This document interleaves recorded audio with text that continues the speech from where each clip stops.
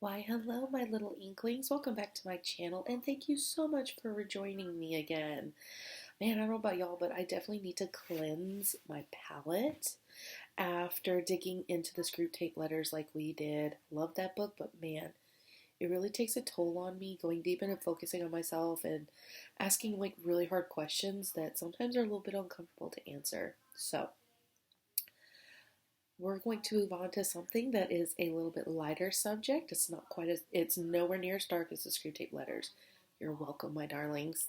Okay, so let's dig in, shall we?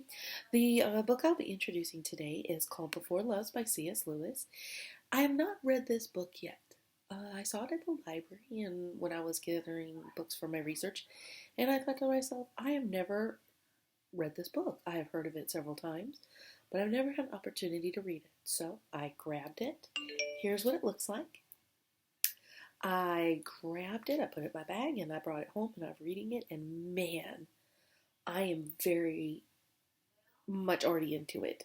It's thought provoking, just like all of C.S. Lewis's work, but in a more not light and fluffy way, but in a way that it doesn't make you look at yourself as deep as the Screw Tape Letters.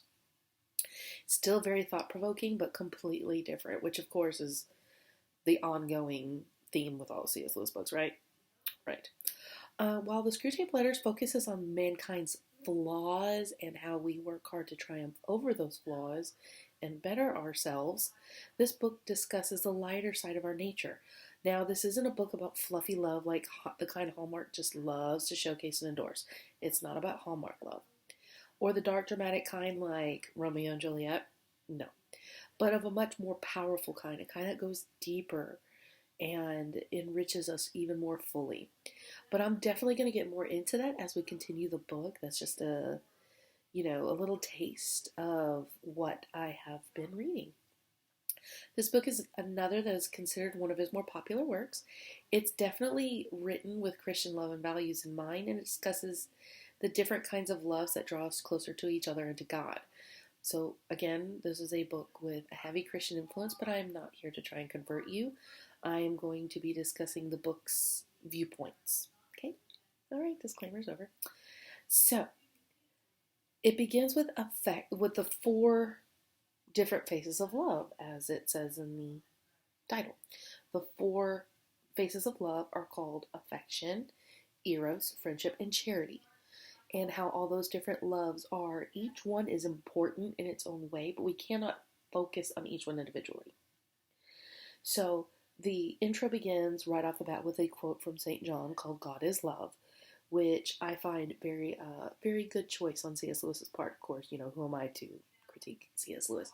But I do like that quote because it's a quote that if you were raised in the church, a Christian church, you hear God is love just about your entire life.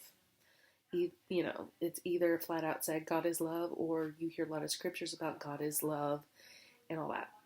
So C.S. Lewis has a wonderful way of opening up his introductions right to the point to get us start thinking, and he did it again, obviously. He talks about the first distinction of love. It's two distinctions. One is called gift love and need love, which is both loves are necessary and we both do exhibit those loves and we both do feel those loves, but they're both different. He describes gift love as the way a man provides for the future of his family, even though he might not see that future. So the gift love is the love of giving, even though it does not benefit us. So gift love could be helping a stranger, or setting aside something for your children's future, or just going the extra mile, doing things for others that you might not see the effect of. So that's gift love. Need love he describes as he uses the analogy of a frightened child running to their parents' comforting arms. That is a love that exhibits itself as we need that person. Kind of like if you ever need compassion, if you ever need that exhibition of love, and you're feeling that desire for it in your heart, that is the need love. Um, the love of God, he calls it the gift love, which makes perfect sense. He doesn't need us. I mean, think about it. He's an all powerful being. He doesn't need the love of mortals, he doesn't need us at all. Yet, he sends us the gift of his Son, which is the physical embodiment of his love. The Son, Christ, then gives literally everything he has, his life, everything, to us, and then also to the Father. So that is the living example of gift love.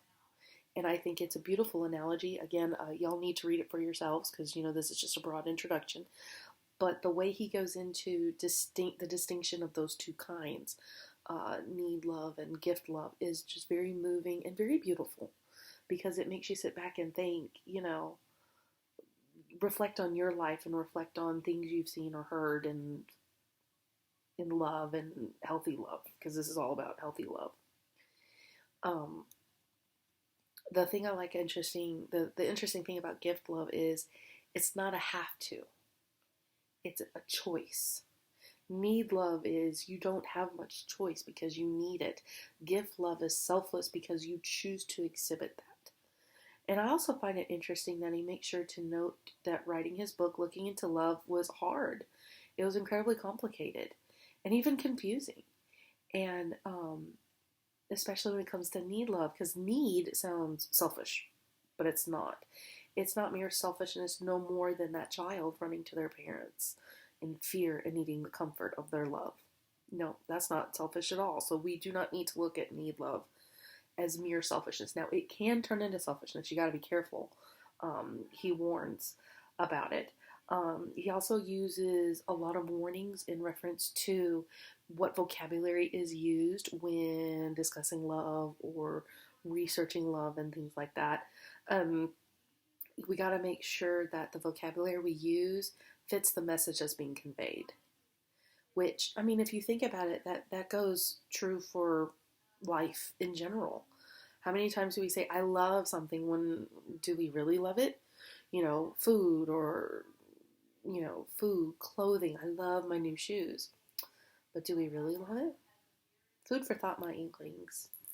Food for thought. C.S. Lewis then goes on to discuss further about how spiritual health is important to helping us discover the love of God.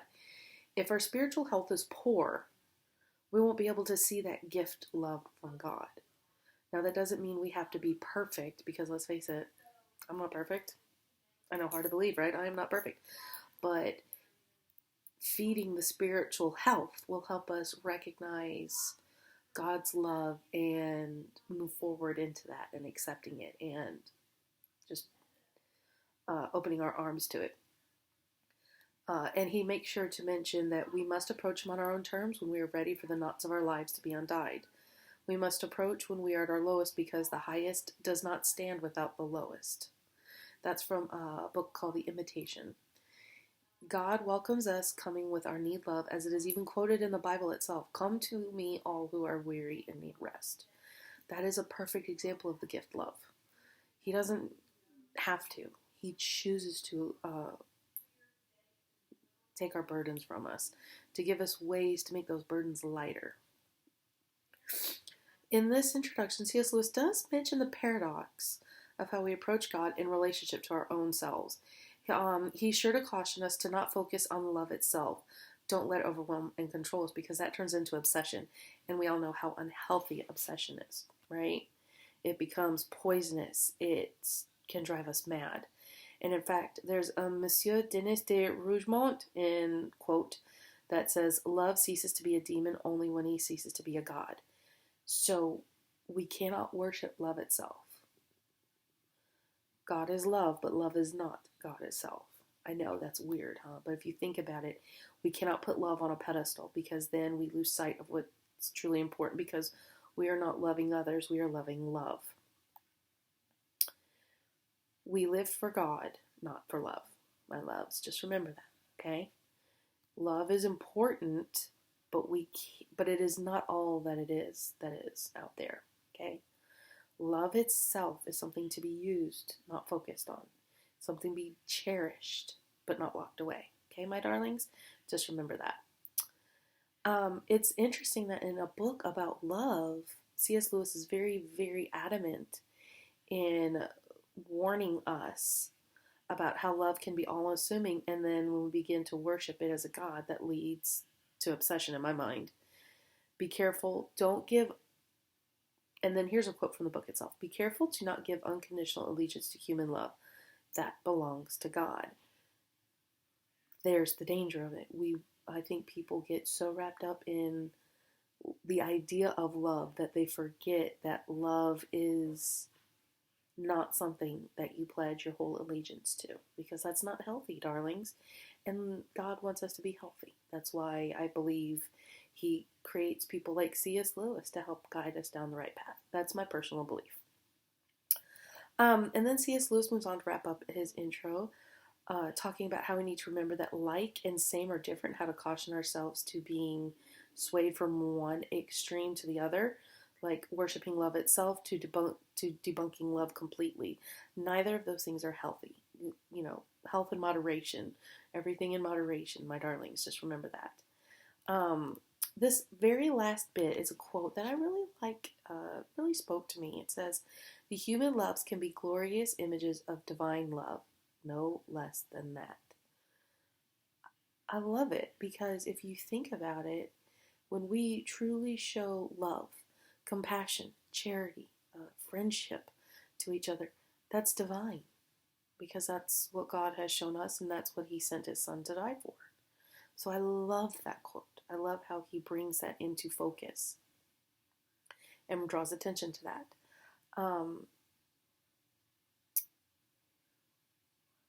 This way of closing a chapter is just excellent because it's very concrete. You can't argue it, and it gets your brain ready. It's kind of like, I think of it as a brain warm-up to get you ready for the next chapter. I love it, don't you? Oh, it's so beautiful. His writing is so beautiful. I could read C.S. Lewis all day and never get bored with it. Okay. Well, my darlings, this concludes the Intro to the Four Loves by C.S. Lewis. I will continue next week with the first chapter, which is titled Likings and Loves for the Subhuman. Weird name. Likings and Loves for the Subhuman. I so can't wait to dive into it with you. Just the title alone makes me want to go, what? Subhuman? What is he talking about, subhuman? I love it because it's already making me want to read more and making me want to think and look at myself in a different way and analyze myself, which is such a wonderful trick of C.S. Lewis's. So, I hope to see y'all next week for my next video, which will be chapter 1. So, my darlings, my sweet inklings, please be safe, and don't forget, always think outside of the box and never stop questioning. Love y'all. Bye bye.